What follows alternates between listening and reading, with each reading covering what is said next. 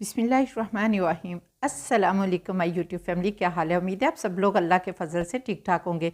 मैं हूं मुस्कान ख़ान और मैं आप सब लोगों को अपने चैनल मुस्कान डेली कुकिंग पर वेलकम करती हूं। रमज़ानुल मुबारक आने वाला है और रोज़े रखने की वजह से विटामिन सी की बहुत ज़्यादा कमी हो जाती है और विटामिन सी की कमी की वजह से हमारी स्किन जो है वो भी डैमेज होती है और झुर्रियाँ आना भी स्टार्ट हो जाती हैं।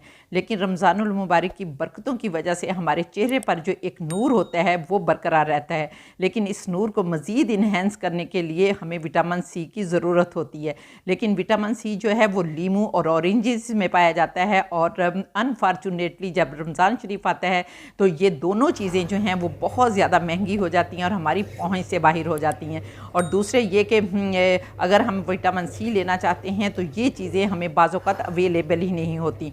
तो आज मैं इस वीडियो में आप लोगों को इन दोनों चीज़ों को 1 साल के लिए प्रिज़र्व करने का बहुत ही यूनिक तरीका बताऊंगी कि आप इन दोनों चीज़ों को प्रिज़र्व करके 1 साल तक रख सकते हैं। और फिर आपने रमज़ानुल मुबारक में इफ्तारी के टाइम एक पैकेट निकालना है, ऑरेंज जूस बनाना है जिसमें कि लीमू का जूस भी शामिल होगा और इसमें विटामिन सी जो है वो इतनी भरपूर मिकदार में पाया जाएगा कि आप लोगों को किसी भी विटामिन सी की टेबलेट्स खाने की ज़रूरत इंशाल्लाह ताला नहीं होगी।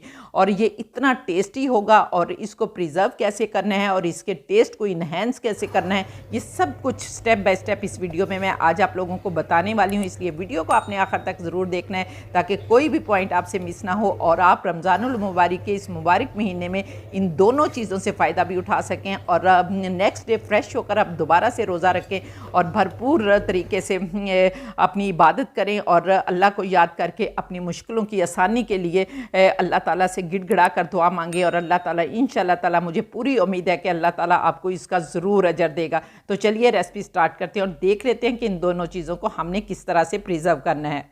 बिस्मिल्लाहिर्रहमानिर्रहीम। इसके लिए सबसे पहले हमने 1 किलो 2 किलो या जितने भी आप लीमू लेना चाहते हैं ले लें, क्योंकि आज का लीमू जो है वो 100 रुपये किलो है और रमज़ानुल मुबारक में ये 500 रुपये किलो हो जाएंगे।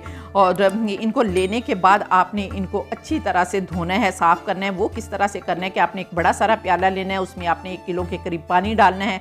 उसके अंदर आपने 1.5 खाने का चम्मच सफ़ेद सिरका डाल लेना है जो कि हर घर में मौजूद होता है और सुन्नत रसूलुल्लाह सल्लल्लाहु अलैहि वसल्लम भी है। उसमें डाल लें, अच्छी तरह से मल कर साफ़ करें क्योंकि इनके ऊपर बहुत ज़्यादा डस्ट केमिकल्स हर चीज़ होती है, ताकि ये अच्छी तरह से हमारे लीमू जो है पाक साफ़ हो जाए और खुश्क हो जाए। और फिर आपने इनको धूप में खुश्क करना है या फिर किचन टॉवल से अच्छी तरह से साफ़ करें। थोड़ी देर के लिए 5 मिनट के लिए धूप में रखें, पंखे के नीचे रखें, खुश्क कर लें और इनको साइड पर रख दें। और अब लीमुओं को किस तरह से महफूज करना है इसकी वीडियो भी मैं अपने चैनल पर अपलोड कर चुकी हूँ, अगर नहीं देखी तो वो जाकर देख लें। अब आती है किन्नों की बारी। तो यहाँ पर आपने किन्नों लेने हैं या मौसमी लेने हैं, जो भी आपको अवेलेबल हो वो आप ले लें।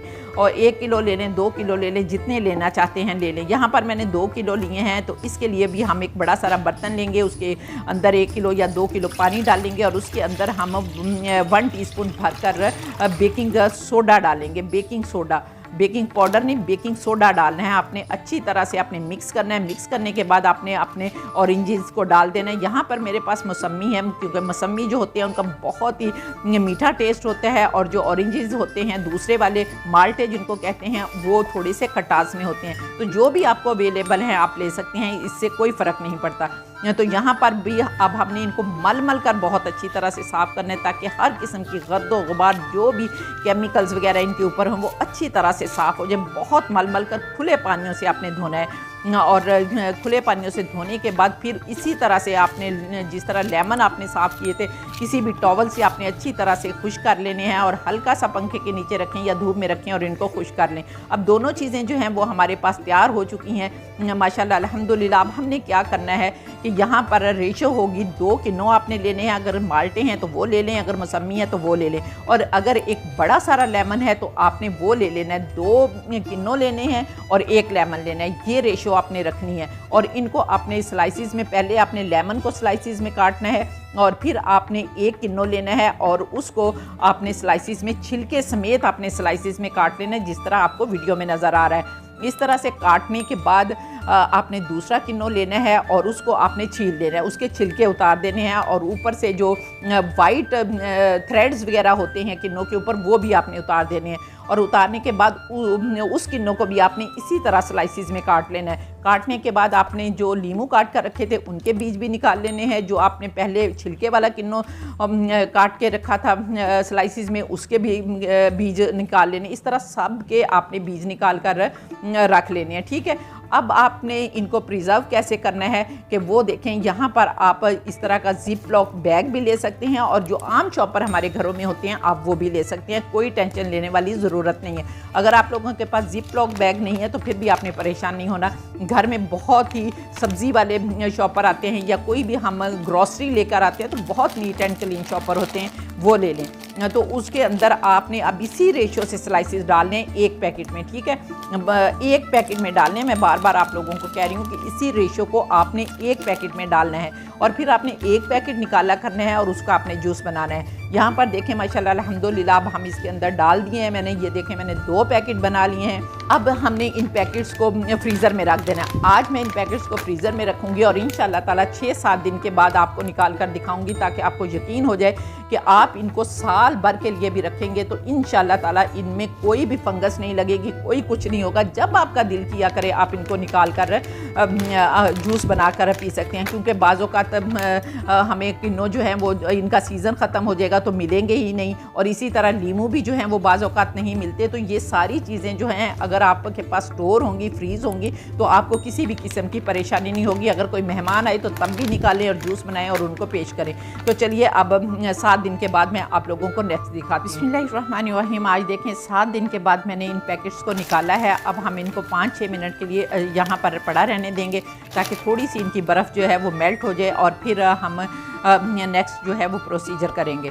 तो यहाँ पर देखिए 5-7 मिनट हो गए थे। तो अब हमने एक जूसर लेना है और जूसर जग लेंगे जिस तरह आपको नज़र आ रहा है। अब हमने सारे स्लाइसेस जो हैं वो इसके अंदर डाल देने हैं और ये पूरा पैकेट जो है हमने इसके अंदर डालना है। मैंने आप लोगों को पहले भी बताया है कि एक पैकेट आपने एक दफ़ा यूज़ करना है और ये कम से कम जो है 7-8 लोगों के लिए इनफ होगा। एक जग से भी भरकर इसमें जूस बनेगा। और अब हमने सारे स्लाइसेस जो पैकेट के थे इसके अंदर डाल देने हैं और अब आपने 1 कप भरकर इसके अंदर चीनी डालनी है जो कि 200 ml होगी और 200 ml ही आपने पानी डालना है।